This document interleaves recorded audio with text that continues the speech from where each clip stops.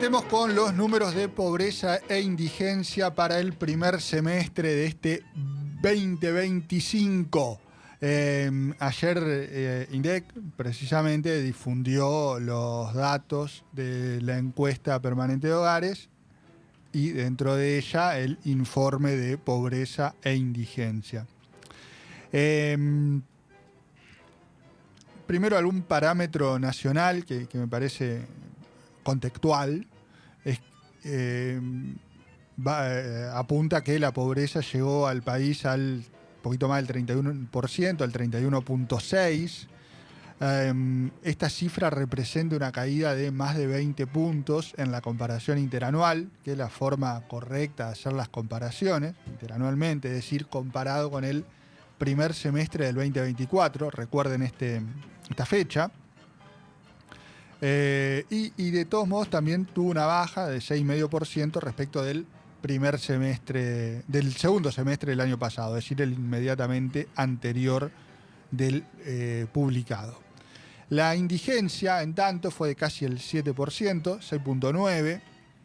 También significó una baja sustancial de algo más del 11% en la medición interanual. Dicho esto, me parece que vale meternos en los números de nuestra provincia, ¿sí? Porque la pobreza e indigencia que mide INDEC se mide en 31 conglomerados urbanos del país. No incluye población rural, hay otras estimaciones, pero no lo incluye, ni incluye ciudades más chicas, no sé, Viale, Villaguay, Gualeguaychú o Concepción del Uruguay, incluso que son chicas en concierto nacional, aunque medianas o grandes para nuestra provincia. Nos metemos en Paraná primero, arrancamos por Paraná primero si quieren.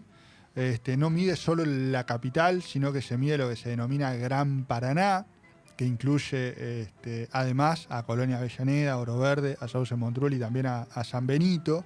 Bueno, la pobreza acá fue del 29,9%, 30%. También significó una baja de casi el 17% en la medición interanual.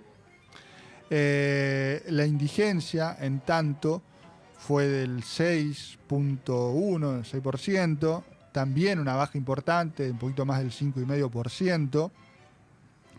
Dicho esto, pasémonos a la otra ciudad, al otro conglomerado que miden en Entre Ríos, que es Concordia, como dijimos. Ahí la pobreza fue del 49%, 49,2%, ¿sí? Una baja de un poquito más del 16,5%, ¿sí?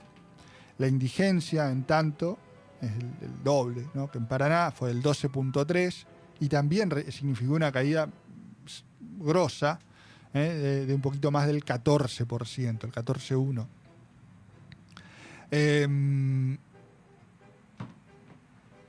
Si quieren, repasemos o sumemos valores absolutos, que esta encuesta también permite dar. Cantidad de pobres en nuestra ciudad es de algo más de 86.000, ¿sí? Un poquito más de 86.000. Cantidad de indigentes en Paraná, algo más de 17.000, 17.616, dice. Cantidad de pobres en Concordia, casi 82.000. Cantidad de indigentes en Concordia, un poquito más de 20.500. ¿Quién es pobre? ¿Quién es indigente? Bueno, o con qué valores se tiene ese dato. Para determinar la pobreza se toma lo que se llama canasta básica total, que acá comentamos todos los meses, y es la que provee o la que incorpora los bienes y servicios que se utilizan en un mes, una persona, una familia. Tiene ese desagregado, excepto el alquiler, por ejemplo, es decir, no está contemplado ahí dentro. En tanto que la indigencia, o las personas que son indigentes, son aquellas cuyos ingresos no le alcanzan para la comida necesaria para un mes. ¿Alguna consideración un poquito lateral que haya, por ejemplo, en Paraná, 17.000 personas, algo más de 17.000 personas indigentes, o en Concordia algo más de 20.000, no significa que haya toda esa masa de gente sin comer. Y eso es resultante de que, si bien no tienen los ingresos suficientes para comprar comida, tienen, por ejemplo, en nuestra ciudad, en Paraná, que es lo que más conocemos, asistencia básicamente del Estado municipal, de algunas organizaciones. Ayer hablamos con Libres del Sur, Movimiento Evita, algunas que hacen otro tipo de recorrido, pero que también al fin es parecido, como Suma de Voluntades, que también es conocida, etcétera. Algo de ayuda del gobierno de la provincia, pero sustancialmente y mayoritariamente del Estado local. Ese es un dato, o un aspecto, digamos, del desagregado que me parece importante contarles. La otra es, o otro aspecto también importante es, ¿qué explica esta baja sustancial? Pues la baja es una locura, 20 puntos, ¿no? En La Nación, acá es un poquito menos, pero de todas maneras es muy sustancial, digamos, es un montón. Bueno, básicamente el lugar de donde veníamos. El primer semestre del 2024, que es la comparación que corresponde y la que les pedí la fecha que les pedí que retengamos, obviamente. Esa fecha es la posterior ¿a cuál? Es la posterior a el garrotazo devaluatorio del comienzo del gobierno de Milei, ¿sí? ¿Se acuerdan lo que fue ese diciembre? Sí. ¿Cómo olvidarlo? ¿Cómo olvidarlo? Ese diciembre en donde Milei hablaba, ¿se acuerdan? Del 17.000% de inflación. Bueno, olvidémonos de eso porque no tenía correlato con la razón, pero era una locura la inflación. Gracias a ese saltito fue hermosos, por ejemplo, los aumentos de alquiler. Entre otras cosas. Fue un... Entre otras cosas, tal cual. Igual hagamos el paréntesis de vuelta diciendo que los alquileres no están incluidos acá. Ajá. Pero suma al contexto explicativo. Eso me parece un problema si también. si se quiere de la explicación. Si se quiere de la explicación. Ese es un dato. Entonces, en ese contexto es que, por ejemplo, el Observatorio de la Deuda Social de UCA pone o comienza a poner algunos reparos, ¿no? Uno de ellos es el que leíamos hace un segundo, que refiere el sociólogo Agustín Salvia, que es el que dirige el observatorio, y dice que en contextos de alta volatilidad, la medición de la pobreza por ingresos tiende a ser menos precisa. Por eso, por ejemplo, ellos, la UCA, o el Observatorio de la Deuda Social, mide pobreza de otra manera. No es comparable con INDEC, no tienen posibilidad ni estadística ni operativa de tener una medición de esa calidad, pero miden otra cosa, miden lo que se llama pobreza estructural. Entonces empiezan a ver, por ejemplo, las características de tu casa, si tenés agua corriente, si tenés cloacas, todo eso, entre otros aspectos, desde luego. Es otra forma de medir. Acá medimos, en Argentina se mide por ingresos, que no es una forma mala o buena, una forma. Para mí no es mala incluso, porque Argentina tampoco tiene tantos malos niveles, no tiene malos niveles estructurales en general. Muchos pueden ser pobres, pero tienen la mayoría de los servicios razonables, estructuralmente. Y porque te baje o te suba un salario un mes, no es que vos dejás de ser pobre o pasás a ser rico si te sube, qué sé yo. No es tan... No es lineal, aunque la estadística lo marque. Eso es una obviedad lo que estoy diciendo, pero suma.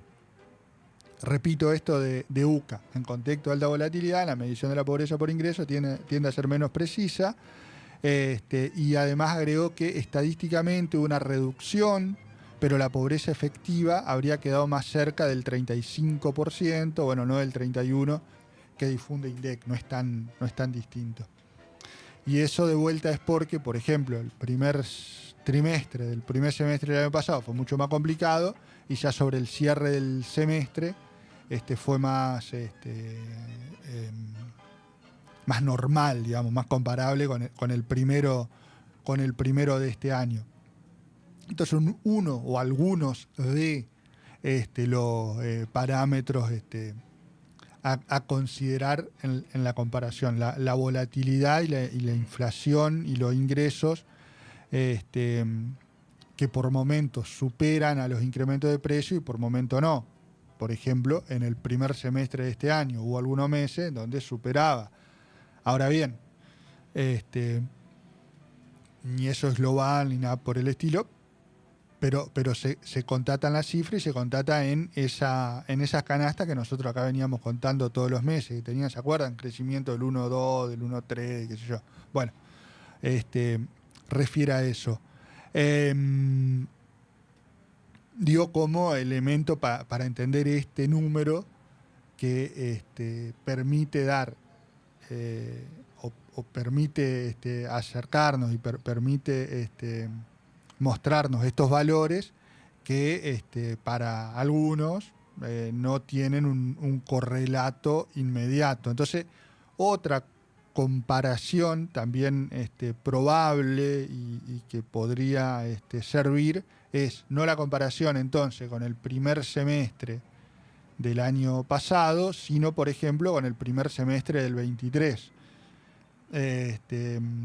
Primer semestre del 23, la baja también se observa, pero de modo muchísimo menos pronunciado. Ejemplo, en personas pobres, repito, primer semestre para el orden nacional, 31,6, primer semestre del 23, no del 24, del 23, 40%. O sea, primer semestre del 23, 40% de pobres. Primer semestre del 24, 53. Primer semestre de este año, 31. Entonces, cuando vos observás esta variación, vos decís, ¿cómo? Es decir, en el primer semestre del año pasado saltaron abominablemente la cantidad de pobres y ahora bajaron terriblemente. ¿Qué correlato eso tiene en la sociedad? Bueno, pues estamos midiendo por ingreso y la volatilidad cambiaria y la volatilidad como consecuencia de ello, de las canastas, hace que se den estas lecturas. Si vamos a la indigencia, también lo mismo. Primer semestre del 23, un poquito más del 9%. Primer semestre del 24, 18%. Primer semestre del 25, 7%. Un poquito descendió respecto de hace 2 años y bajó considerablemente respecto de hace un año, pero que había tenido un salto que había doblado.